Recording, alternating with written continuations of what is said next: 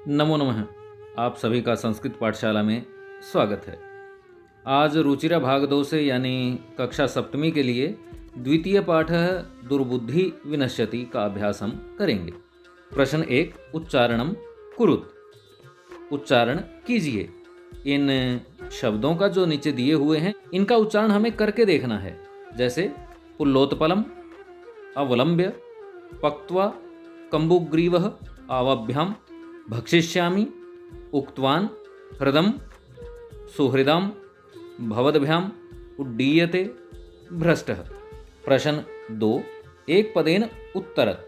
एक पद में उत्तर दीजिए। क कूर्मस्य किम नाम आसीत। कछुए का क्या नाम था। कम्बुग्रीवः। ख सरसतीरे के अगच्छन्। सरोवर के किनारे कौन आया। धीवरः मछुआरे। ग कूर्मः केन मार्गेन अन्यत्र गंतुम इच्छति। कछुआ किस मार्ग से दूसरे स्थान पर जाना चाहता था।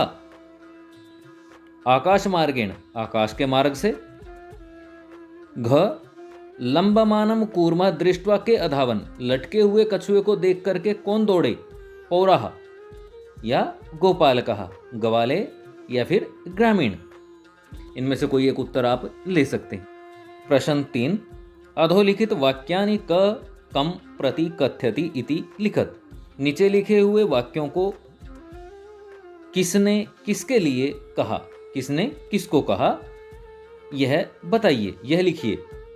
यथा प्रातः यद उचितम तत्कर्तव्यम। जैसे सुबह जो उचित होगा वह करेंगे। क कथ्यति किसने कहा, हंसौ, हंसों ने। कम प्रति कथ्यति किसके लिए कहा, कूर्मम प्रति, कछुए के प्रति। क को देखिए। अहम भवद्भ्याम सह आकाश मार्गेण गंतुम इच्छामि। किसने कहा, क कथ्यति, कूर्मः, कछुए ने कहा। किसको कहा, कम प्रति कथ्यति, हंसौ प्रति, हंसों के प्रति, हंसों को कहा। ख अत्र क उपायः।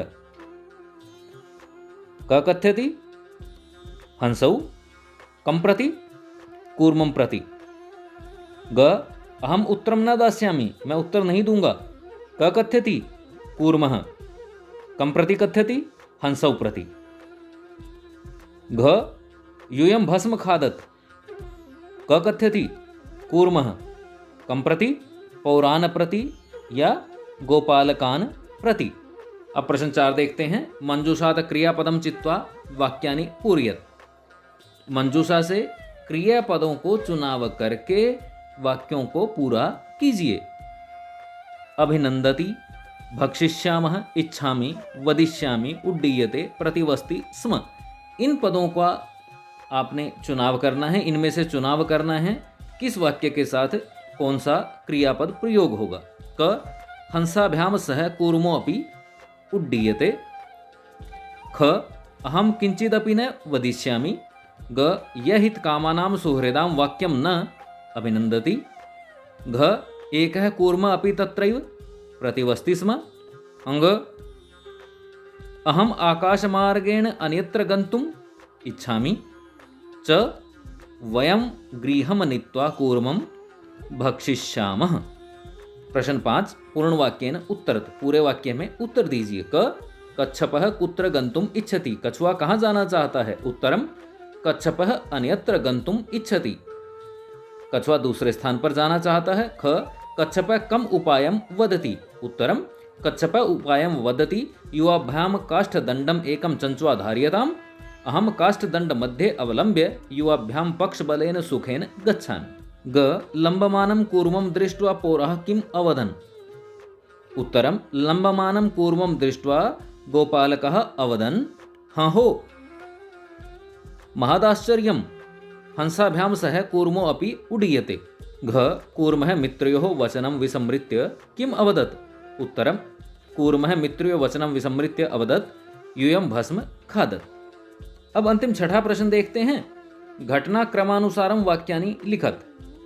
घटना के क्रम के अनुसार वाक्यों को लिखिए। अब देखिए पाठ हमने पढ़ा है, पिछले भाग में आपने पूरा पाठ पढ़ा है और उसके अनुसार ही इन वाक्यों को क्रम हमने देना है। यानी सबसे पहले क्या हुआ, फिर उसके बाद क्या हुआ, फिर उसके बाद क्या हुआ। जिस तरह से हम गणना करते हैं, गिनती लिखते हैं, पहले 1, फिर 2, फिर 3, फिर 4।